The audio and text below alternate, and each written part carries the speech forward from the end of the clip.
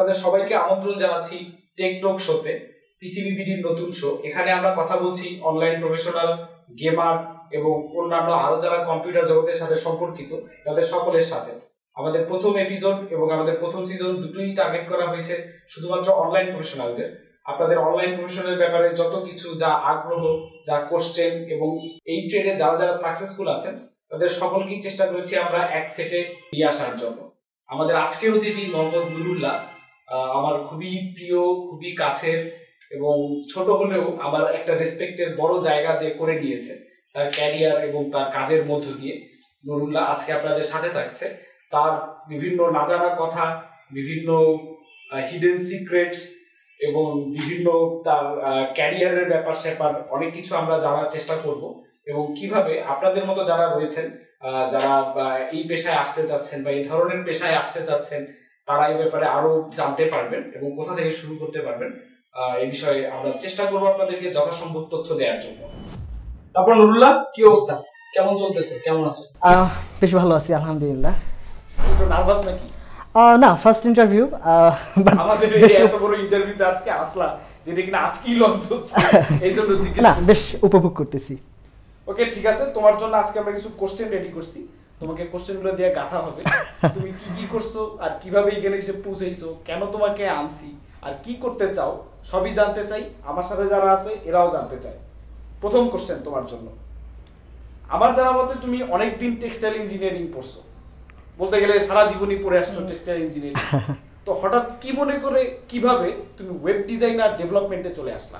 আচ্ছা, আমার ছোটবেলা থেকে ইচ্ছা ছিল যে টেক্সটাইল ইঞ্জিনিয়ারিং পড়বো, টেক্সটাইল ইঞ্জিনিয়ার হব। সেই হিসাবে আমি এসএসসি ও টেক্সটাইল নিয়ে পড়াশোনা করছি।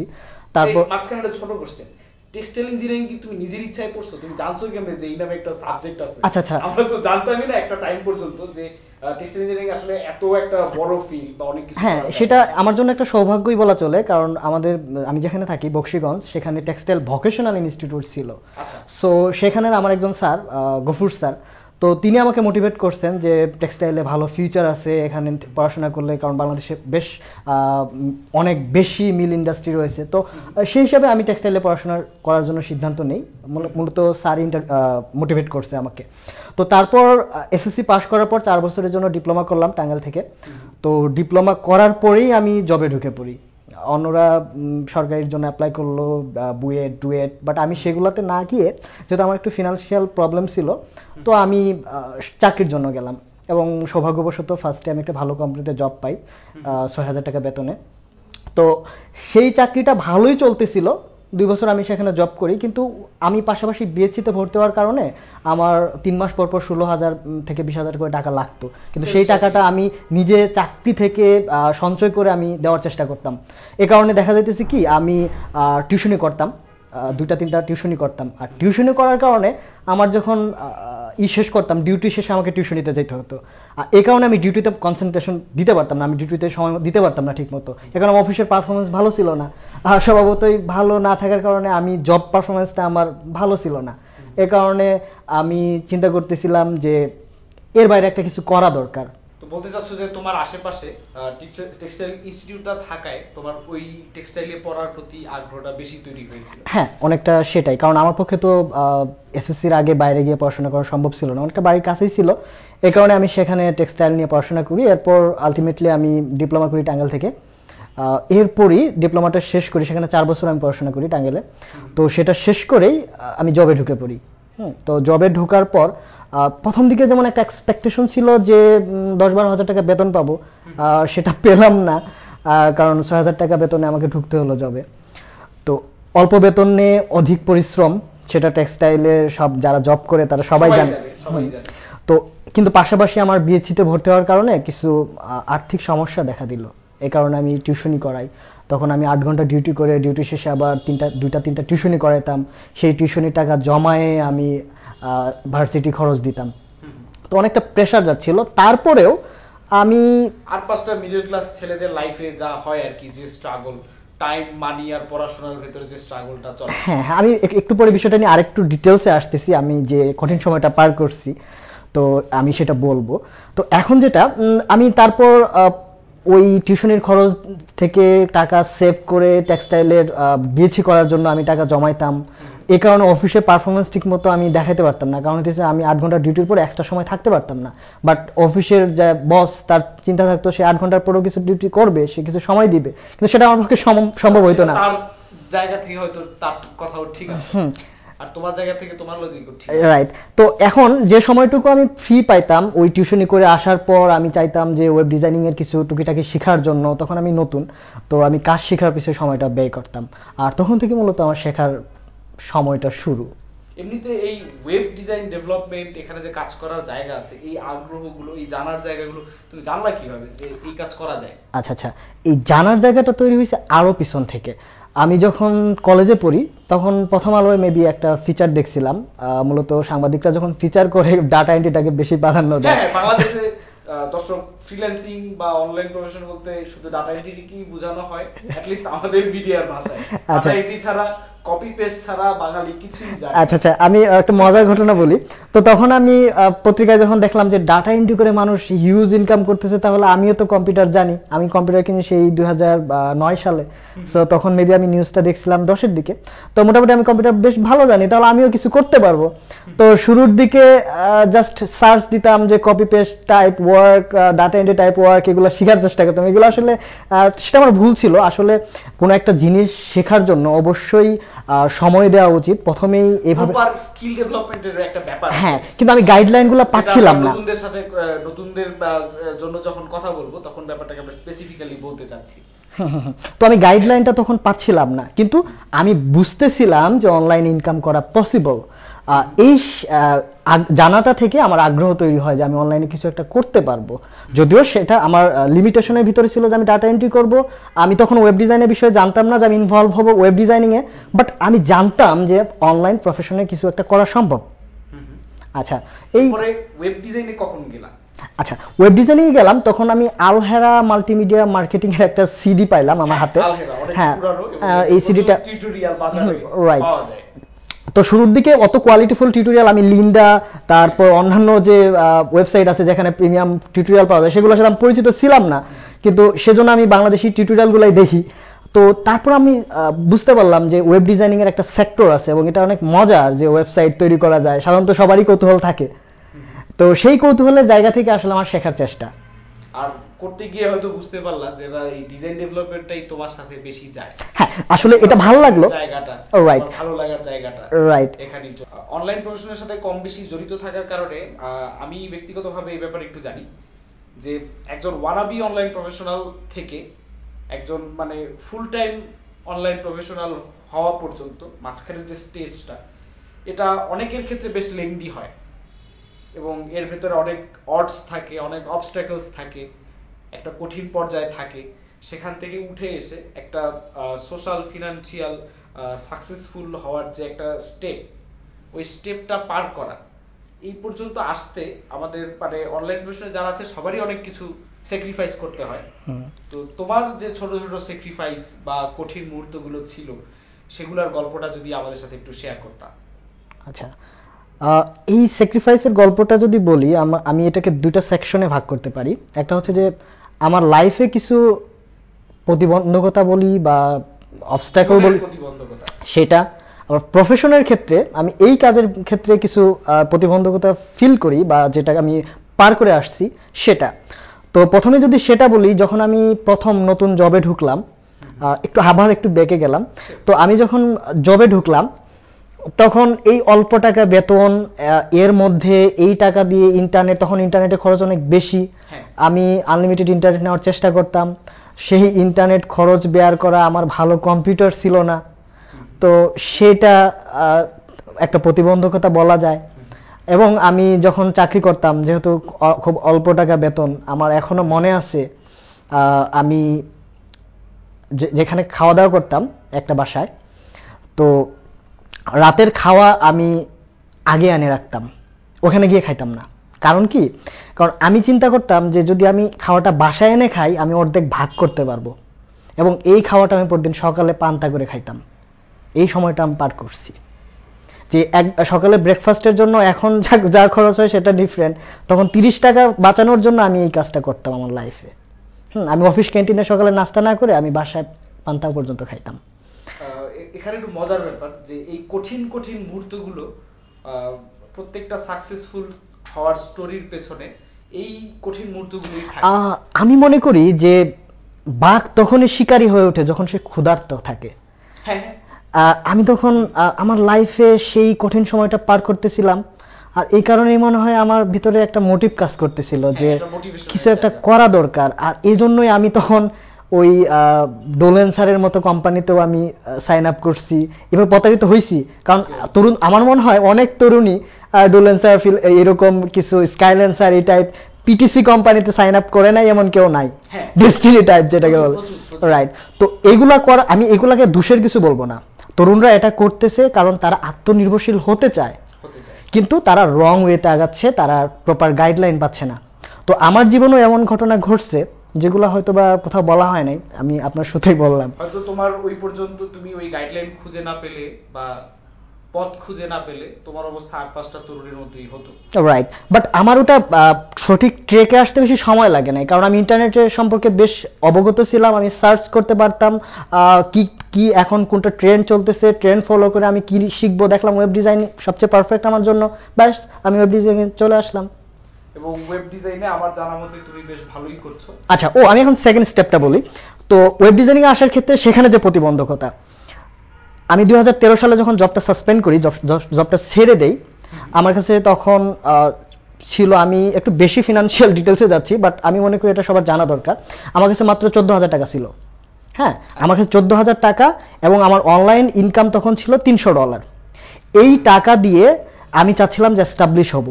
আমি জবটা ছেড়ে দিলাম, আমি ঢাকায় উত্তরাতে বাসা নিলাম, এবং সেখানে আমার মামা আমাকে সাপোর্ট দিচ্ছে, তার বাসায় আমি থাকি। আমি একটা টাইম সেট করলাম যে আমি আগামী 4 মাসের মধ্যে এস্টাবলিশ হব। 4 মাসে আমার সেই 14,000, আমি পড়াশোনাটা স্টপ করলাম, আমি বিএসসিটা স্টপ করলাম, কারণ আমার পক্ষে সেমিস্টার ফি দেওয়া সম্ভব না। সো আমি সেমিস্টার ড্রপ করলাম, রাইট, আমি সেমিস্টারটা ড্রপ করে তারপর আমি কাজ শেখার পিছে খুব বেশি সময় দিলাম, এবং ফুল টাইম। তো ফুল টাইম সময় দেওয়ার পর যে আমার যে ইনকাম আছে সেটা থেকে আমি আগামী 4 মাস চলতে পারবো, এবং এই 4 মাসে আমার একটা নেক্সট তৈরি করে নিতে হবে। তুমি পুরো ডু অর ডাই একটা সিচুয়েশনের রাইট, ভিতরে চলে, আমি একটা রিস্ক নিলাম। আমি পারতাম বিএসসিটাকে কন্টিনিউ করতে, বাট আমি করি নাই। এবং তোমার জবটা কন্টিনিউ করতে যেভাবে চলছিল, আমি জবটা সাসপেন্ড করলাম। আমি দেখলাম যে এখানে একটা সুযোগ আছে, তো সেই সুযোগটা আমি, অন্যরা পারলে আমি কেন পারবো না, বাস এটাই ছিল আমার একটা। তারপরে তোমার এখন কি অবস্থা মার্কেট প্লেসে? এখন বেশ আলহামদুলিল্লাহ বেশ ভালো। আমি মূলত 2013 সাল থেকে একটা কোম্পানির সাথে কাজ করতেছিলাম আওয়ারলি। তো এখন গত বছর তারা আমাকে full time responsive web developer হিসেবে তুমি ফুল ওদের ওখানে কাজ করতেছি। আচ্ছা, এর বাইরে আমার বেশ কিছু ক্লায়েন্ট তৈরি হয়েছে গত বেশ কয়েক বছর ধরে কাজ করার কারণে, তো তাদের কাজ করতেছি। ওটা রেগুলারলি তুমি করতেছো। এমনিতে মানে একটা ছোট প্রশ্ন, যেটা করা উচিত না তাও করে রাখি, এখন মনে হচ্ছে করা উচিত, যেটা অনেকের কৌতূহল থাকে কিন্তু লজ্জায় বলতে পারে না। প্রশ্নটা হচ্ছে এক্স্যাক্টলি যে নারীদের বয়স আর পুরুষের ইনকাম জিজ্ঞেস করতে হয় না, এখন তুমি কি রকম ইনকাম করতেছো? আসলে এটা একটা কমন প্রশ্ন। আমি যদি এখন আমার ইনকামটা ফ্ল্যাশ করি তাহলে এটা একটা সমস্যা হবে। কেমন সমস্যা হবে? যারা এই ভিডিওটা দেখতেছে তারা ধারণা করবে যে সে এত ইনকাম করে ওয়েব ডিজাইনিং করে, ব্যাস আমার মনে হয় ওয়েব ডিজাইনিং করা উচিত। কিন্তু আসলে কিন্তু তা না। আসলে ইনকাম দেখে কারো মোটিভেট হওয়া উচিত না। মোটিভেট হওয়া উচিত সে কতটা পরিশ্রম করে কোন জায়গায় আছে, তার মতো পরিশ্রম আমাকে করতে হবে। সে পারলে আমি কেন পারবো না, জাস্ট এই একটা মোটিভ নিয়ে কাজ করতে হবে। এই কারণে আমি ইনকামটা আসলে সবই ঠিক আছে, কিন্তু তুমি আমাদেরকে একটা রেঞ্জ দাও যে ইন এন এভারেজ এই থেকে না, এখনো 6 ফিগার এখনো হয় নাই, সো হয় নাই, বাট অ্যাট লিস্ট আপনার 5k আর্ন করা possible. confidential information, so right, there are endless possibility এবং সেটা 6 ফিগারও হয়ে যেতে পারে, রাইট। এবং আমাদের যারা মতে বাংলাদেশে কেউ কেউ আছেন যারা 6 ফিগার না হলেও এর কাছাকাছি আছেন, এবং হয়তো এরা খুব নিয়ার ফিউচারে এই 6 ফিগারকে ক্রস করে যাবে। আমরা চেষ্টা করবো এমন কাউকে আপনাদের সাথে আপনাদের এখানে আপনাদের সামনে নিয়ে আসার জন্য। পরবর্তী প্রশ্ন, তোমার একটা নন প্রফিট অর্গানাইজেশন আছে, এটা নিয়ে যদি কিছু কথা বলতে। আমি এটার নাম জানি এবং আমি অনেকদিন যাবত এটা দেখেছি, ফ্রিল্যান্সিং কেয়ার। ফ্রিল্যান্সিং কেয়ার নিয়ে যদি কিছু বলতে। ফ্রিল্যান্সিং কেয়ারটা মূলত আমি নন প্রফিট উদ্দেশ্য নিয়ে করেছি 2013 সালে। তো এটা আগামী 21শে সেপ্টেম্বর এটা 3 বছর হবে। তো এটা করার মূল উদ্দেশ্য ছিল যারা হতাশাগ্রস্ত তরুণ, যারা ফ্রিল্যান্সিংয়ে আসতে চায় বাট সঠিক গাইডলাইন পায় না, যেটা আমি পাইনি ফার্স্ট টাইমে, তো তাদেরকে ফ্রি টিউটোরিয়াল দিয়ে তাদের জন্য রিসোর্স তৈরি করা। তো মূলত এই রিসোর্স তৈরি করার জন্য ফ্রিল্যান্সিং কেয়ারটা করা, এবং আমি বেশ দৃঢ়ভাবে বলতে পারি এটা নন প্রফিটই থাকবে। আমার কোনো ট্রেনিং সেন্টার করার ইচ্ছে নেই, একদম ফ্রি, সবার জন্য ফ্রি। মানে তুমি শুধুমাত্র কমিউনিটিকে কিছু ফেরত দেওয়ার জন্য রাইট এই কাজটা করছো। রাইট। ঠিক আছে, আজকের মতো সিরিয়াস টপিক আমরা এখানেই শেষ করতে পারি। এখন আমরা তোমাকে তোমার ব্যক্তিগত কিছু ব্যাপার স্যাপার নিয়ে আমরা কিছু প্রশ্ন করব দর্শক। সিরিয়াস কোশ্চেন শেষ, এখন আমরা চলে আসছি আমাদের ফালতু সেকশনে। সব ফালতু কোশ্চেন থাকবে, উত্তর যাই পটাপট এবং অনেস্ট অ্যান্সার, বুঝাইতে পারবো না। প্রথম প্রশ্ন, প্রেম কয়টা করছো? আমার বউ কিন্তু ইউটিউব ইউজার, আপনাদের ভিডিওটা মনে হয় ইউটিউবে যাবে। আপনি কি সংসার ভাঙতে চান নাকি? সংসার ভাঙতে আমি চাই না। আচ্ছা, দ্বিতীয় প্রশ্ন, বিয়েতে দাওয়াত দাও না কেন? দাওয়াত দিয়ে তো লাভ নাই, আপনি যাবেন না, গিফট দিবেন না, তো সো দাওয়াত দেই নাই। তুমি দাওয়াত দিলে আমি ঠিকই দেখতাম। এইবে পরের কোশ্চেন, অনলাইন প্রফেশনালরা আমার দেখা, তুমিও দেখছো যে ম্যাক্সিমাম আগে আগে বিয়ে করে ফেলে এবং ম্যাক্সিমাম রিলেশন করে বিয়ে করে ফেলে, কাহিনী কি? সবার কথা জানি না, আমার কথা হচ্ছে যে ঢাকা শহরে বাড়ি ভাড়া পাইতে গেলে বউ লাগবে, বউ ছাড়া ব্যাচেলরদের ভাড়া দেয় না, বাসা বাঁচানোর জন্য বিয়ে করে অনেকটা এরকমই। আচ্ছা ঠিক আছে, ফালতু সেকশনের লাস্ট কোশ্চেন, এই খুব একটা ইম্পর্টেন্ট কোশ্চেন যেটা আমি অনেক ভেবে চিন্তে সেট করছি। কোশ্চেনটা হচ্ছে যে ধরো কোনো একটা ক্যাটাস্ট্রফির কারণে ইলেকট্রিসিটি, ইন্টারনেট সবকিছু শেষ হয়ে গেল, তোমার আর ডিজাইন ডেভেলপমেন্ট বা অনলাইনে কাজ করার কোনো সুযোগ নাই, তুমি কোন পেশায় যাবা, কি করবা? রিক্সা, ভালো বলছে। রিক্সা চালাইতে কোনো কিছুই লাগে না, ইলেকট্রিসিটি, ইন্টারনেট কিছুই লাগে না, শুধু প্যাডেল করে চালানো যায়। তবে তাদের প্রতি রেসপেক্ট, কারণ তারা না থাকলে পরে অ্যাটলিস্ট আমাদের ঢাকাবাসী চলাচল করা অসম্ভব হয়ে যেত। এই সেকশনে আমাদের থাকছে আমাদের কমিউনিটি রিলেটেড বেশ কিছু কোশ্চেন, যে তথ্যগুলো আমিও জানতে চাই এবং আই থিংক আমাদের কমিউনিটির বাকি যারা আছে ওনারাও জানতে চান। প্রথম কোশ্চেন হচ্ছে তোমার কাছে, বাংলাদেশে ইন্টারনেট ভিত্তিক সেরা কয়েকটি startup. Zoom shaper, Kawsar Ahmed ভাই, right, theme bucket, Hasin Haider ভাই, উইডেভস,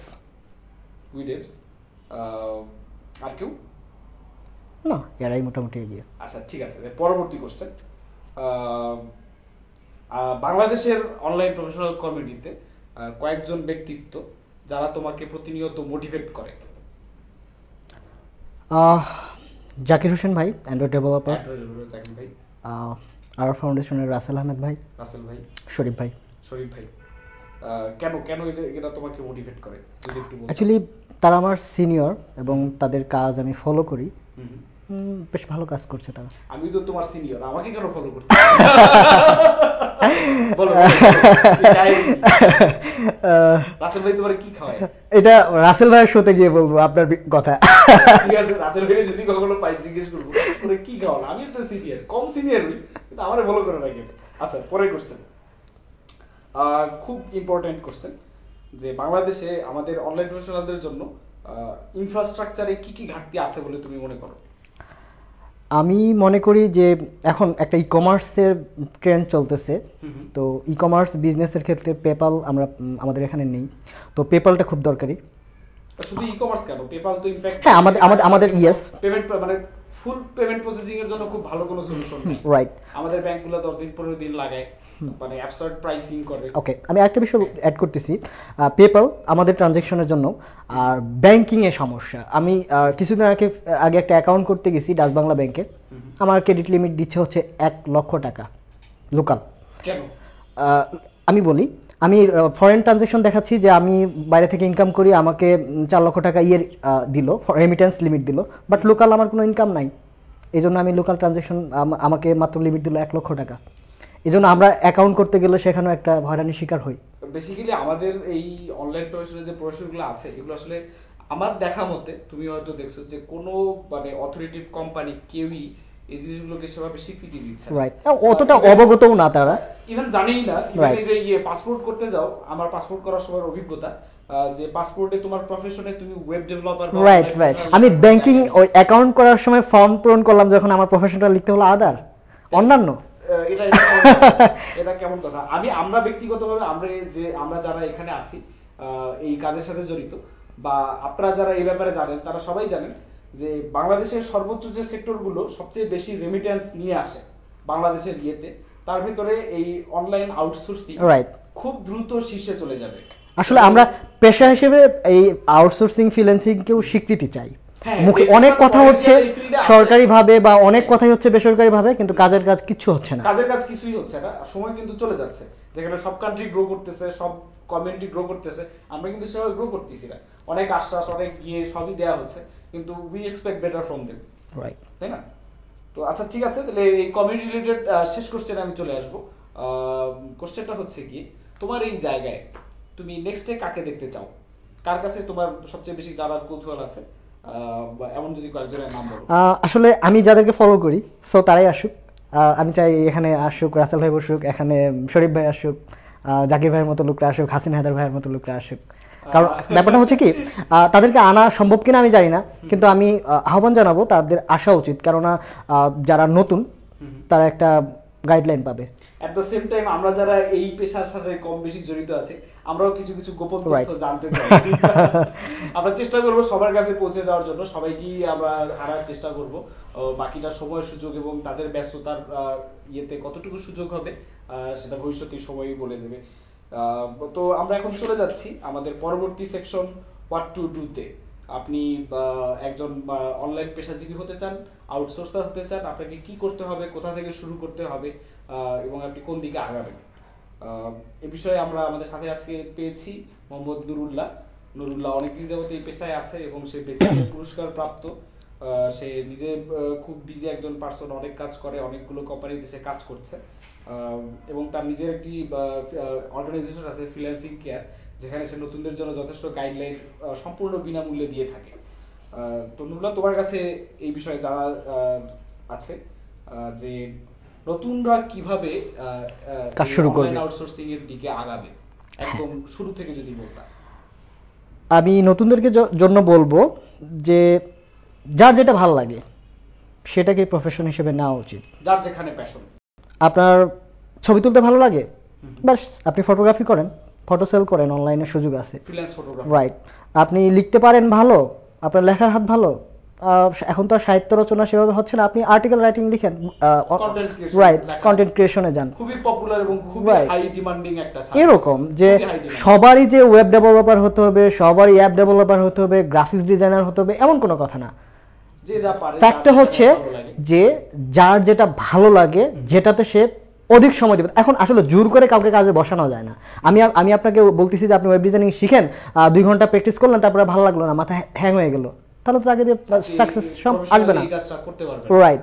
সো যার যেটা ভালো লাগে সেটাকে প্রফেশন হিসেবে নেওয়া উচিত, এবং শুরুতে ইনকামের দিকে ফোকাস না করাটাই বেটার। একটা লার্নিং দেন আর্নিং। আপনি আগে শিখুন, আপনি একটা স্কিল ডেভেলপ করেন। আপনার একটা জিনিস মনে রাখতে হবে যে আপনার ফেস দেখে কাজ দিবে না, আমার ফেস দেখে কাজ দিবে না। ফেস দেখে কাজ দেয় বাংলাদেশি যে কোম্পানিগুলোতে জব করা হয় সেখানে, কিন্তু অনলাইন আমি কাজ করব বাইরের দেশে, আমি ঘরে বসে কাজ করব, তারা আমাকে দেখবে না, দেখবে হচ্ছে আমার কাজ, রাইট। এখন আমি যদি ভালো কাজ না করি, আমি যদি ইন্টারন্যাশনাল মার্কেট প্লেসে টিকে থাকতে চাই, আমি যদি ভালো কাজ না করি তাহলে সম্ভব না। তো এই স্কিলগুলো এরা কোথা থেকে আগে স্কিল, রাইট, আগে স্কিল তৈরি করার জন্য বা স্কিল বিল্ড আপ করার জন্য তেমন কোনো সুযোগ ছিল না। এখন ইউটিউবে হাজার হাজার রিসোর্স আছে, ইউটিউবে প্রচুর টিউটোরিয়াল আছে। আমি কাজ করতেছি ফ্রিল্যান্সিং কেয়ার নিয়ে, আরো অনেকেই আছে যারা টিউটোরিয়াল নিয়ে কাজ করতেছে বেশ ভালো, তো তাদের টিউটোরিয়াল ফলো করতে পারে। লিন্ডা আছে, ইউডিমি আছে, এরকম অনেক পেইড টিউটোরিয়ালও পাওয়া যায়। এট দ্য সেম টাইম অনেক প্রফেশনাল ইনস্টিটিউট, রাইট। এখানে আমার বলার কথা, আমার দেখা মতে যত সাকসেসফুল অনলাইন প্রফেশনাল বাংলাদেশে আছে, এদের প্রত্যেকের কোচিং সেন্টার বা গাইড ছিল গুগল। প্রত্যেকেই গুগল দেখে, ফ্রি টিউটোরিয়াল দেখে দেখে শিখে এই পর্যায়ে এসেছে। খুব কম। আমি আরেকটা জিনিস যুক্ত করি যে অনেকে আমাকে ইনবক্স করে যে জানতে চায় যে আমি কোন কোচিং সেন্টারে ভর্তি হব, কোথায় আমি গাইডলাইন পেতে পারি। তাদের জন্য উত্তর হচ্ছে, আপনি কোচিং সেন্টার খুঁজছেন, আপনি গুগলে সার্চ করেন, আপনি যে জিনিসটা জানতে চান সেটা গুগল থেকে নেন।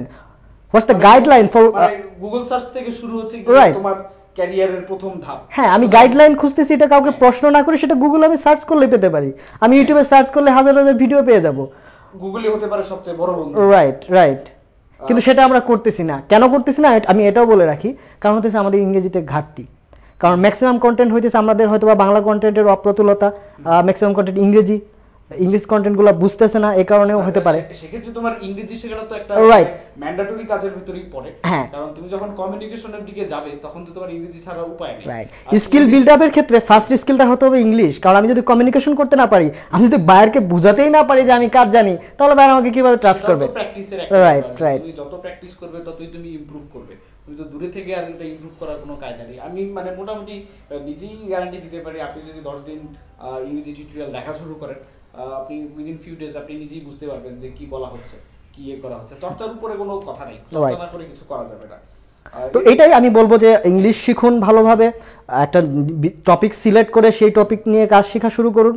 যখন মনে করবেন যে হ্যাঁ আমার স্কিল প্রফেশনাল লেভেলে আসছে, আমি ইন্টারন্যাশনাল মার্কেটে কাজ করার উপযোগী, তখনই কেবল মার্কেট প্লেসে সাইন আপ করুন। কিন্তু দেখা যায় কি যে একটা দুইটা কাজ শিখছে, হালকা পাতলা কাজ শিখে মার্কেট প্লেসে অ্যাকাউন্ট করে বসে। এটা কিন্তু আরো ক্ষতি, কারণ তারা জানে না কোন কাজের জন্য কোন মূল্য, সে কারণ অত পরিশ্রম করে না। আমি যত পরিশ্রম করে কাজ শিখবো, আমার কাজের জন্য তত বেশি পারিশ্রমিক চার্জ করতে পারবো।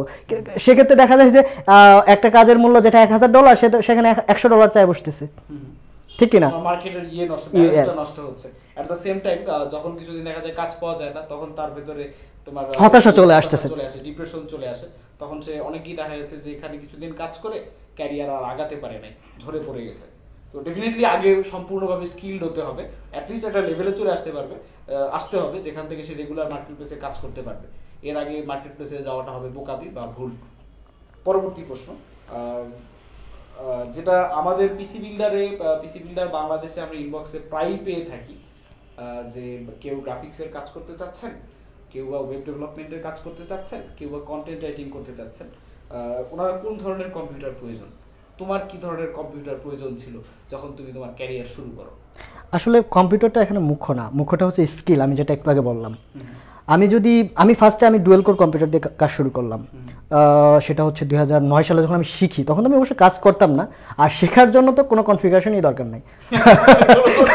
রাইট। তা আমি শিখতেছি, শেখার জন্য একটু সময় বেশি লাগবে, রেসপন্স টাইম বেশি লাগবে, বাট লাগুক, আমি তো কাজ শিখতে পারতেছি। এই জন্য এখন হাই কনফিগারেশনের পিসি দরকার নেই। আমি মাত্র আমার মনে আছে এখন স্পষ্ট 17,000 টাকার একটা কম্পিউটার দিয়ে আমি কাজ শুরু করি। এখন তোমার পিসির দাম 2 লাখ টাকার বেশি। তো মানে যেকোনো কনফিগারেশন, যেকোনো কিছু দিয়ে আপনি কাজ করতে। আরেকটা ব্যাপার, সেটা হচ্ছে নতুনরা কনফিউজ হয়, ল্যাপটপ নিবে না ডেস্কটপ নিবে।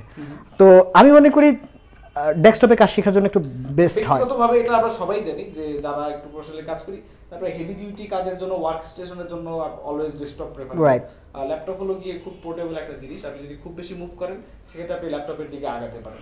কিন্তু তবে হ্যাঁ, প্রফেশনটা যদি হয় আর্টিকেল রাইটিং, প্রফেশনটা যদি হয় ব্লগিং, তাহলে আপনি ল্যাপটপ ইউজ করতে পারেন। আপনি ট্রাভেলিং এ আছেন, সেখানে গিয়ে আর্টিকেল লিখতে পারতেছেন। সেটা ঠিক আছে, but graphics design, web design, Android app development, এসব কাজ করতে গেলে অবশ্যই হেভি ডিউটি ডেস্কটপ লাগবে। জন্য আপনার ডেস্কটপ ছাড়া গতি নেই। এই সমস্ত শেখার জায়গায় প্যাশনকে তুমি কোন জায়গায় রাখবা, যে প্যাশন কতটুকু রোল প্লে করে একজনের ক্যারিয়ার ডিফাইন করার জন্য, ক্যারিয়ার চয়েস করার জন্য? পুরোটাই মানে সহজ বাংলায় পুরোটাই। কেন তুমি এমনটা মনে করো? কারণ আমি যে কাজ আমার ভালো লাগে না, যে কাজ আমার মন বসে না, সেটা অবশ্যই ক্যারিয়ার হতে পারে না। যেমন আমি ওয়েব ইঞ্জিনিয়ারিং এ ছিলাম, টেক্সটাইল ইঞ্জিনিয়ারিং, তো সেখানে আমার ভালো লাগে নাই বলে আমি ক্যারিয়ারটাকে সুইচ করে দীর্ঘদিন ছিল সেখানে। রাইট, দীর্ঘদিন ছিল রাইট। এবং টেক্সটাইল ইঞ্জিনিয়ারিং একটা ভালো প্রফেশন, অবশ্যই ভালো। আমার ব্যক্তিগতভাবেও যারা অনেক বড় বড় লোকজন আছেন এই ইয়েতে। এখানে আরেকটা বিষয় অ্যাড করতে হবে, সেটা হচ্ছে সবাই ফ্রিডম চায়, স্বাধীনভাবে কাজ করতে চায়। যারা চাকরি করে সেক্ষেত্রে হয়তো বা স্বাধীনতা নেই। আমি মনে করি যে ফ্রিল্যান্সিং এও স্বাধীনতা নাই। এটা একটা গিমিক আসলে অনেকেই বলে যে মুক্ত পেশায় কোনো লায়াবিলিটি নাই, কোনো প্রেশার নাই। একদম ঠিক না, একদম ভুল কথা। যখন আপনি চাপে পড়বেন তখন চাপেই থাকবেন। হ্যাঁ, তো ওই চাপ এড়ায় যাওয়ার কোনো কায়দা নেই। এবং সবাই চায় একটা প্যাসিভ ইনকামে যেতে। আসলে দম ফেলার কোনো সুযোগ থাকে না, এটা কোথাও নেই। আপনাকে সামনে এগাতে হলে ডেফিনেটলি কাজ করতে হবে। কাজ না করে সামনে এগানোর কোনো শর্টকাট, কোনো উপায়, কোনো পেশায় নেই। তো আপনারা যদি আরো হোয়াট টু ডু সেকশনে আরো কিছু জানতে চান বা আরো কিছু জানার থাকে, এবং বেসিক্যালি আজকে আমাদের মধ্যে যে নুরুল্লাহ আছে, নুরুল্লাহ একজন প্রফেশনাল ওয়েব ডিজাইনার এবং ডেভেলপার। আপনি ডিজাইন ডেভেলপমেন্ট নিয়ে যা কিছু শিখতে চান বা জানতে চান, ওর সাথে সরাসরি যোগাযোগ করতে পারেন। বা ওর যে নন প্রফিট অর্গানাইজেশন রয়েছে ফ্রিল্যান্সিং কেয়ার, ফ্রিল্যান্সিং কেয়ারের ইউটিউব চ্যানেলটি লিংক আমি নিচে ভিডিওতে দিয়ে দিচ্ছি, সেখানে আপনারা সাবস্ক্রাইব করতে পারেন, ওকে ফলো করতে পারেন। আমার জানা মতে ওর অনেকগুলো ভিডিও রয়েছে এই ব্যাপারে। তুমি যদি বলতে যে তোমার ভিডিওগুলো। হ্যাঁ, অনেকেই যখন আমার ইন্টারভিউ বা আমার ভিডিও বিভিন্ন জায়গায় দেখে আগ্রহ প্রকাশ করে যে ভাই আমি আপনার কাছে কাজ শিখবো। এখন ইন্ডিভিজুয়ালি আমার একজন করে কাজ শেখানো সম্ভব না, এবং আমার ইচ্ছাও নাই কোনো ট্রেনিং সেন্টার করা। সো এখানে আমার যেহেতু ফ্রিল্যান্সিং কেয়ার ইউটিউব চ্যানেলটা রয়েছে, সেটার মাধ্যমে আমি চেষ্টা করি যে আমার কাছ থেকে যে যা শিখবে সেটা সেখানেই থাকবে। তো সেটা সবাই শিখতে পারে সেখান থেকে। এবং চ্যানেল স্পেলিংটা হচ্ছে ফ্রিল্যান্সিং কেয়ার, FREE। হ্যাঁ, এবার নিচে অলরাইট, ওকে, থ্যাংক ইউ। আছে, এখান থেকে ফলো করতে পারেন। ক্যারিয়ারের শুরু থেকে শেষ পর্যন্ত কি করবেন, ইভেন করার পরে পয়সা ইনকাম করলে কিভাবে খরচ করবেন, সেটা ওর কাছ থেকে শিখতে পারেন। তোমার কাছে আমাদের শেষ প্রশ্ন আজকে, সেটা হচ্ছে কি পিসি বিল্ডার বাংলাদেশ থেকে আমরা চেষ্টা করি বাংলাদেশে যারা কম্পিউটার ব্যবহার করে বা ইলেকট্রনিক্স বিভিন্ন গ্যাজেটস ইউজ করে, এদেরকে লেটেস্ট যে টেকনোলজি, লেটেস্ট যে প্রোডাক্টগুলো, এগুলোর সাথে পরিচয় করিয়ে দেওয়ার জন্য এবং একটা অ্যাওয়ারনেস তৈরি করার জন্য। এবং পিসি যে শুধু এন্টারটেনমেন্টেরই একটা ক্ষেত্র না, এটা যে প্রফেশনের কাজেও লাগতে পারে বা অন্যান্য অনেক কিছু এখানে করা যায়। আমরা এই পুরো কমিউনিটিকে এনলাইটেন করার চেষ্টা করি এগুলোর মধ্য দিয়ে। আমাদের কার্যক্রম এবং আমাদের নিয়ে তুমি যদি কিছু বলতা। মূলত পিসি বিল্ডার বাংলাদেশ যেটা করছে সেটা হচ্ছে রিভিউ।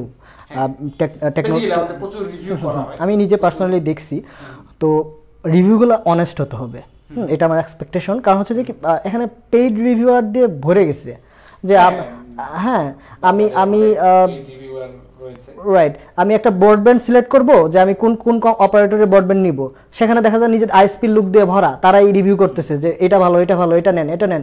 সেক্ষেত্রে হইতেছে কি আমরা কনফিউজ হয়ে যাইতেছি আসলে কোনটা ভালো কোনটা খারাপ। সেজন্য অনেস্ট রিভিউ দিতে হবে, নেগেটিভ দিকে আসুক পজিটিভ দিকে আসুক, একটা প্রোডাক্টের তুলে আনতে হবে। As a non profit organization PC builder বাংলাদেশের সবসময় চেষ্টা থাকে আপনাদের কাছে একদম সঠিক তথ্যটি পৌঁছে দেওয়ার জন্য, এবং সেটাই হওয়া উচিত। সেটার ক্ষেত্রে পজিটিভ কিছু বলা, যেটার ক্ষেত্রে সেটার ক্ষেত্রে নেগেটিভ কিছু বলার চেষ্টাই আমরা করে থাকি সবসময়। আজকের মতো আমাদের এই এপিসোডটি এখানেই শেষ করছি।